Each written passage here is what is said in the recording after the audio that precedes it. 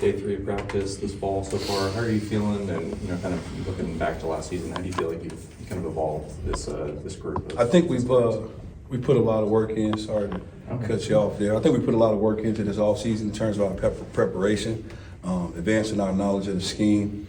I think our players probably conducted at least 8 meetings on their own. Myself and Coach Coop, we kind of stuck around here probably more than usual than we would in June and July, just to make sure we could touch our guys and try to build upon the work that we did this spring. Last year obviously wasn't the standard, and we're lucky to have our head coach here to kind of break down this defense and really to pull it apart and really put it all back together again, communication-wise, to make sure our players are in the right position so we can play defense the way this place is designed to play. Other than everything's getting better at everything, what's maybe one thing that you thought as a secondary that you needed to elevate your play? I just thought the understanding. I think sometimes the players can know what to do, but how everybody fits into the picture, that's another thing. Because then we're playing the game within the game. Where's my help? How does my help determine my leverage, right? And then we can begin to play from there. So I think we went from the what, right, to understanding the whys. I think I said that this spring. We need to know why we're doing what we're doing, and this is Generation Y, right? WHY. Everything we ask them to do, they want to know why. So as coaches, we got to be prepared to show them why. You mentioned an emphasis on communication. Is that the big focus this fall camp, just making sure that everybody's communicating and making sure everybody is where they need to be? Correct. We say communication is free, right? And if you're loud and your volume reflects your confidence, right, it can be, a little bit disappointing, right, to the offense. So, one, we got to get lined up and be on the same page. Offenses don't stay the same. They don't stay static. So we like to win the pre-snap, meaning that we're going to anticipate what the offense is going to do rather than wait until it happens. So I think we took a step forward in that. And unfortunately, right, I'm ready to see us take the next step forward in a real game. How is the dynamic between you and Bray different this year compared to last year? What has changed? I think obviously I have more access to him, now that he's in the room more consistently. But I thought last season, I had a really good relationship with him. Obviously, it was my first year of working with him, so we had some opportunity to get to know each other both in the building and outside the building. And I just think being able to glean from him, because I think he's a bright defensive mind, is something that I can build in my tool bag, right, to build for my future. So I think our dynamic has been really well. It doesn't always seem that way, you know what I mean? But, the job's got to get done. But we got a really good relationship. Probably this is one of the most close-knit staffs I've been on. And I think when you're close synergy amongst your staff, the players can sense it, the players can feel it. And I'm excited to see what we can do with that synergy in the building, because the times that I have been around some rooms that, have really good synergy amongst each other, we've been able to do some good things. You had 5 interceptions a year ago.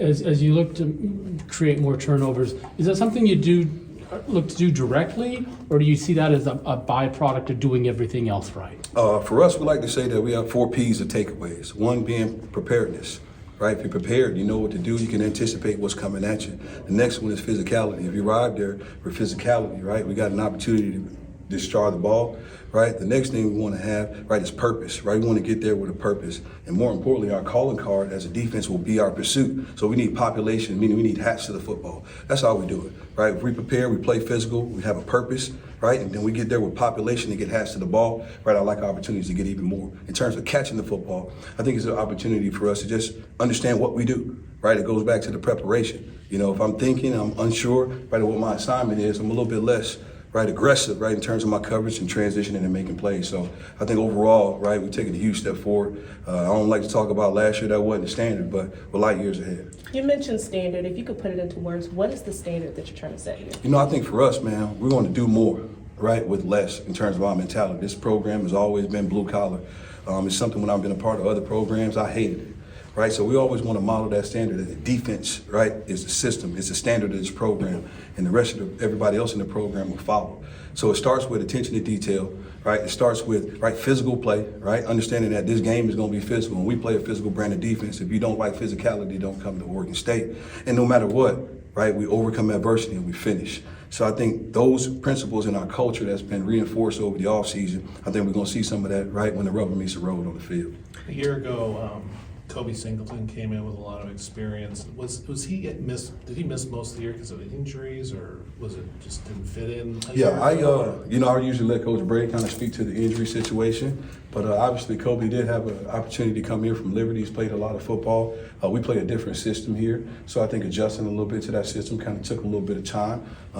So I think that year off really helped him out, get an opportunity to take a step back, right? So you can learn more football, right? The whys and the whats of what we do, as opposed to the system that he played at Liberty. We're more off, right? We're a little bit more press coverage oriented. So I think that year off for him allowed him an opportunity to mature, right? To take a step back. When I say maturity, not an age, right? More maturity in the football 101, football intelligence. So I think, we're excited about him. He has some natural instincts about him, but I'm gonna continue to push him to see what his ceiling is so we can get some consistency out of him.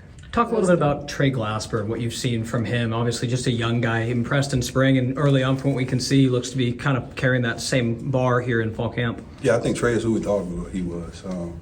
He's a humble young man, but he carries himself with a lot of confidence. You would think he talk a lot of trash out there, but he does not.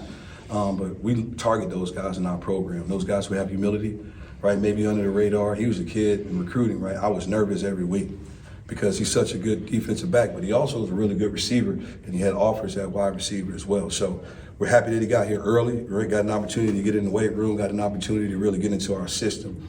But he just has some innate ball skills, some innate instincts that you can't teach sometimes. And as a coach, we got to make sure that we don't overcoach it, right, and let those instincts come alive on tape. And we're just excited about him. He's a good student, right? He's got over a 3.0. He just joined the greatest fraternity in the land, Kappa Alpha Psi Fraternity Incorporated. So he hit the ground running in terms of early enrollee with a 3.0, joining the fraternity. We're just excited to see him play football, because even through all of that, he was able to keep the main thing. Crandall, a couple breakups today, looks healthy.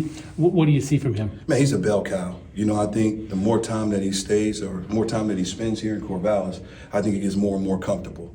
I think sometimes kids from different areas across the country, you may be a West Coast guy and you go to school all the way on the East Coast, they may coach a little differently over there, right? And then you're a little bit more a fish out of water when you get over there. So I think he's more comfortable here.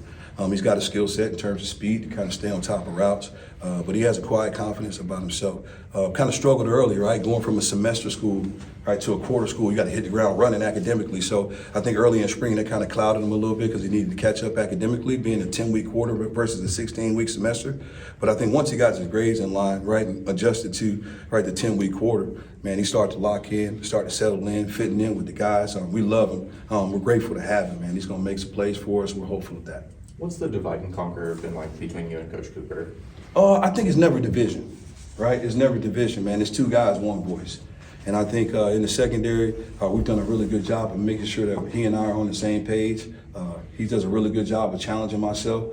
I do the same to challenge what we're doing and what we're teaching, to see if we can do it a different way.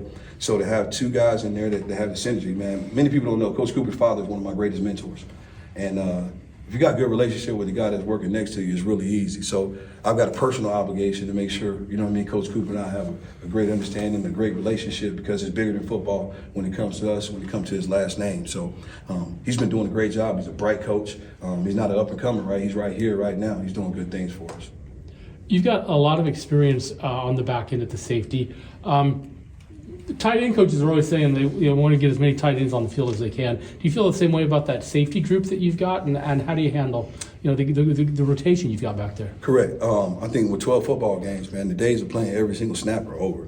Especially playing at a position that's high contact, right? The frequency of contact is going to be a lot higher. So as many bodies that we can get to play winning football, the better we are. What that also does is increases accountability, right? Because if I'm not doing my job, someone else can. So I think if we can get a lot of bodies out there to communicate the proper way, right, align the proper way, and make physical contact, right, we love those guys. But at the same time, we can't leave Skylar out there, right, for 1,000 snaps this season.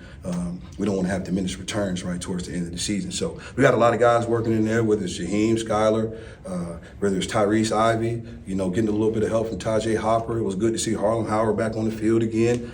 Mason is out there running around. We moved him from the outside to playing some inside. So we feel good about the safety room in terms of the experience in there to help out some of the inexperience that may be outside. We like the guys outside. They're really athletic, but it's good when you have, some guys who have to play some snaps, right, to kind of help calm those guys. And obviously the player, the coach helps with that as well. Last question. All three guys who played nickel pretty consistently for you guys last year are back on campus right now. What's kind of been the competition like at that position? What are you really looking for in starting nickel? Oh, consistency. You know, I think that position is a little bit different. It's one of the harder positions to recruit because everybody want them big and physical enough to go fit a B gap, but they also want them to be fast and athletic enough to cover a slot too. So for us, right, our nickel is always going to be a third corner or someone that has corner movements.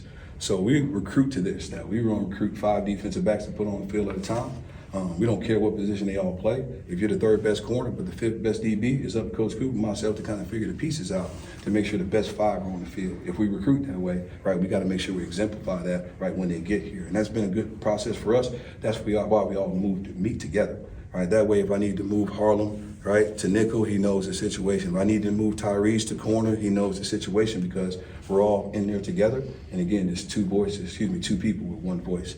So I think that part of it has been really good for us, and it's given us opportunity, right, to whether I may be handling something with Coach Bray, and the players want to come up and watch extra film, right? Coach Cooper's available also. So it's a really good system where if he's busy doing something or if I'm busy doing something, the players always have someone, right, to kind of watch some extra tape with them. And believe me, they are challenging us. They're probably up in my office already right now. I don't even get a chance to shower until later on, and I love it, and I want that. And because the good players are going to say, coach me, coach, all right, regardless of what it is. And again, we got to do more with less around here. We're going to play a tough schedule here, right, versus 12 games versus 9 different conferences, right? We got at least 2 to 3 potential first-round wide receivers projected, so it's going to be a great challenge for us. I'm excited to see us approach that.